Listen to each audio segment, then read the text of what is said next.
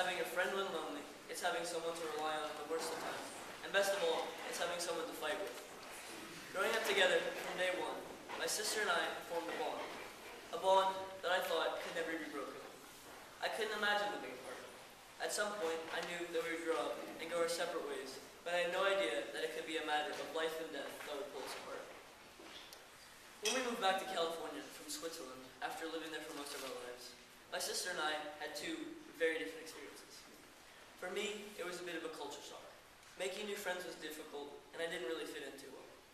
On the other hand, my sister began great, making new friends immediately and fitting in seamlessly. She was always happy winning cross-country meets handily. But then her shoulder began to hurt. At first, we didn't think anything of it. We iced it and thought the pain and swelling would go away. But it didn't, and it got worse. I would often ignore her, even thinking at times that she was exaggerating. Every day she would feel tremendous pain, and I still thought she was milking it.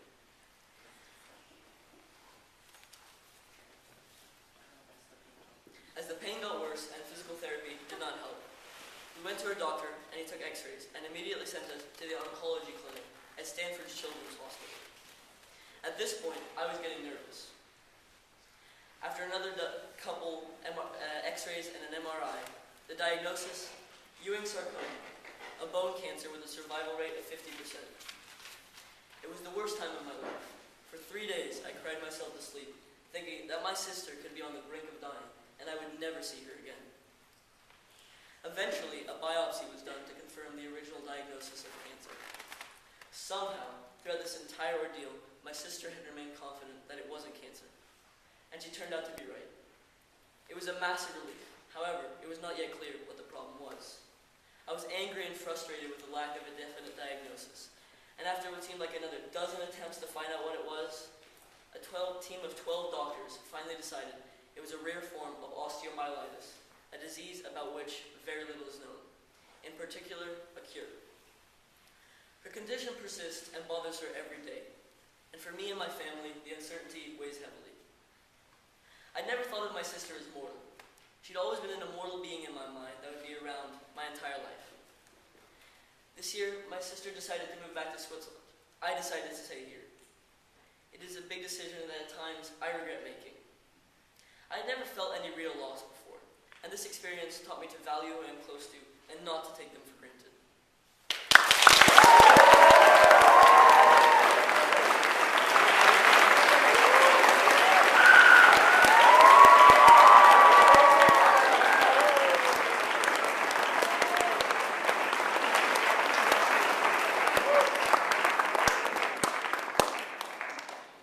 I used to love dancing and horseback riding. I danced 12 hours a week, and when I wasn't doing pliés or arabesques, I was training for my next horse event. It's all I did, and it's what I imagined doing for the rest of my life. So of course, it was a whirlwind of emotions when it all ended. In the 7th grade, I flipped off the front of a horse and proceeded to slam my back on a rock. At that point, we didn't know anything was wrong, so I had continued with dancing and horseback riding for about 3 months. Then, at what would be my last lesson, I started to feel a sharp pain in the lower part of my spine and burst out crying. That afternoon, my mom took me to get a CT scan. Being the 12-year-old girl I was, I didn't know what to expect. It was pretty scary laying down, their hands cemented to your side, being told not to move, which of course only makes you want to move more. Being enclosed with a big metal machine as it makes loud noises and turns, with those not very noise-canceling headphones. But being the weird person I am, I kind of enjoyed it, and sooner than later, it was over. I'm not sure how much time passed between then, but it was definitely a while. Then, what felt like an eternity of waiting, we got the call. And I'm not sure exactly what was said, but I do remember being shown x-rays. To be blunt, I have a broken back. To be more precise, when I fell off the horse, I displaced a disc in the lower part of my spine. The disc is all the fat and muscle in between the vertebrae that serves as a sort of cushion or glue for your bones. Because I couldn't feel anything at the time of the fall, I continued with dancing, which had caused those 2 little bones without the disc to be constantly rubbing against each other, causing one of those 2 bones to crack. From that point on, my life would be drastically changed. I got fitted for a horrendous back brace and was required to go to physical therapy and the chiropractor. The chiropractor also uncovered that my collarbone is far out, my back has a bit of an arc, I have bad knee joints, and my legs are quite uneven, which is a whole other story. I had to quit dancing, and I had That year was really hard for me. It felt like the strings that were pulling me up, getting me through every day, had been cut. In the end, I still do have a really bad back, and it prohibits me from doing many things. This past year, I did get to start horseback riding and dance again. And even though I may not dance for hours or endlessly gallop on a horse, I've been able to do the things I love. I am grateful for it in the sense that I became more involved with music, auditioning for different mini jazz and band ensembles. I made the Honor Jazz program, which eventually led me to York. I also got to be a part of the CCS Honor Band and was awarded the Outstanding Musician and Conductor's Pick Awards. My back showed me that even through your tough times in your life, that your life is never out of hope, and it may just introduce you to something greater.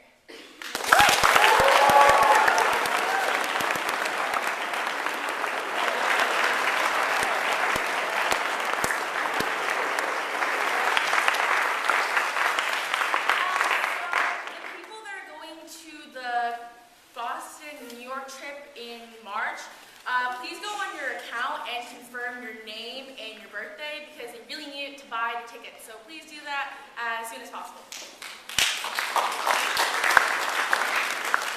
We're going to have a wilderness club meeting tomorrow in the physics room at lunch. If you want to be in it, it's really urgent that you be there. And if you can't be there, please talk to me or Luke Eindel. Thank you.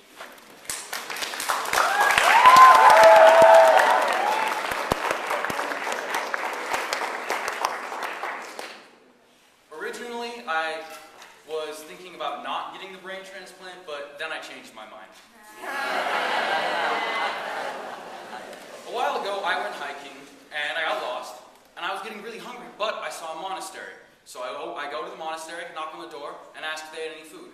The monk said, sure, brought me down to the kitchen, where there was another monk, cutting up potatoes and dropping them in hot oil. I asked him, are you a friar? And he said, no, I'm a chipmunk.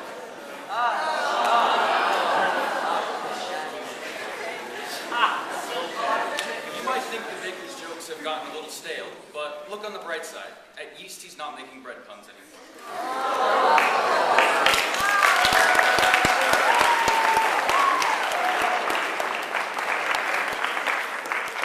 Everyone, we have 2 more conferences this year.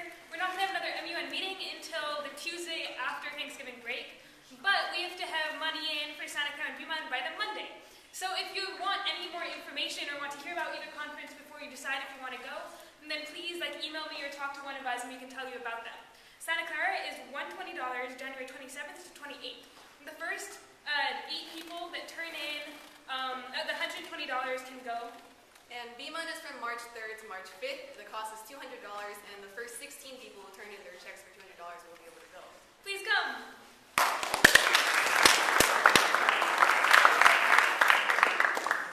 Jets is having another meeting today. It's basically another intro meeting. We have some more details, so please come. If you have another commitment today at lunch, please come talk to me or stop by before going to that meeting. It'll be really quick.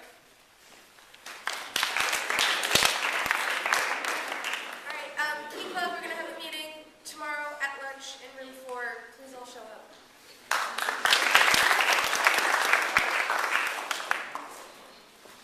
So tomorrow at lunch we're having a pie contest.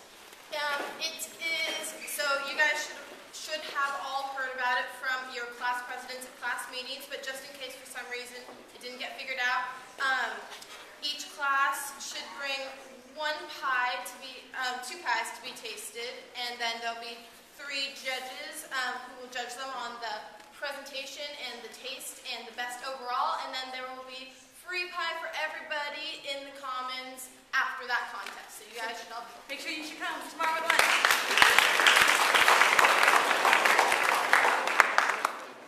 Ladies and gentlemen, Aviation Club today in the physics room. We will be playing an aircraft identification game. There will be free candy for everyone who participates. I've come to the terms with the fact that not everyone in here loves airplanes, but I am a firm believer that everyone in here loves free food. So please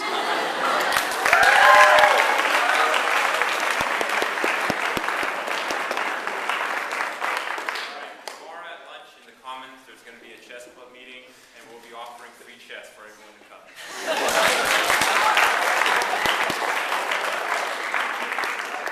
Meeting tomorrow.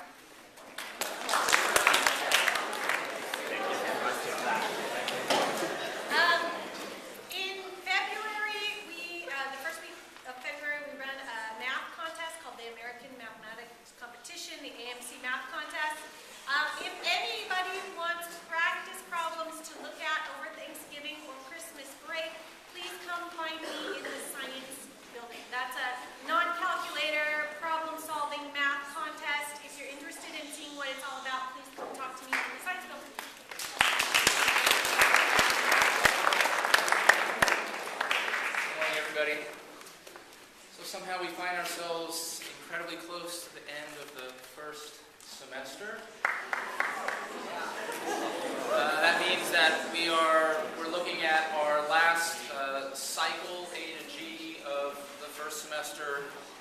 After that cycle, we will have 2 review days, an AX and a BX, and then we will have a reading day.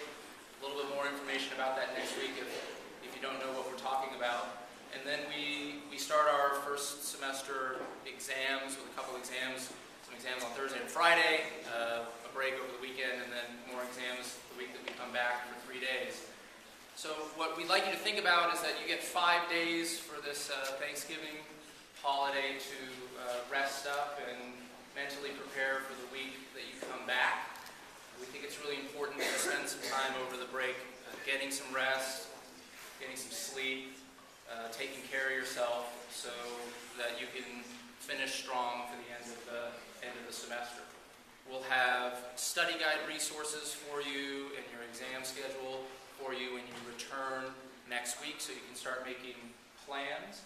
And for any of you that have maybe been away recently, if you've been sick, if you've been out, this weekend obviously is a good time to try to do some catch-up and check in with us next week when you return.